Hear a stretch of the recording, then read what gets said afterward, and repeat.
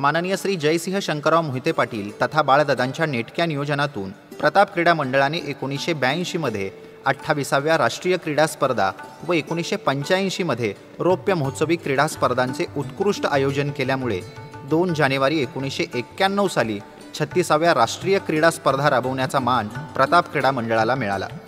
अकलूज नगरीत क्रीडा संस्कृती रुजावी यासाठी बाळदादांनी विशेष प्रयत्न केले।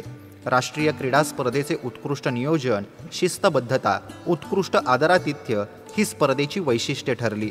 यावेळी नामदार रामराव आदिक, नामदार शामराव अष्टेकर, सांस्कृतिक व परिवहन मंत्री माननीय नामदार श्री विजयसिंह मोहिते पाटील साहेब, श्रीमती रत्नप्रभादेवी मोहिते पाटील हे उपस्थित होते। देशभरातून 2000 खेळाडू या स्पर्धेसाठी उपस्थित झाले होते। त्यांच्या स्वागतासाठी लेझिम संघाने मशाल नृत्य, समूह नृत्य सादर केली।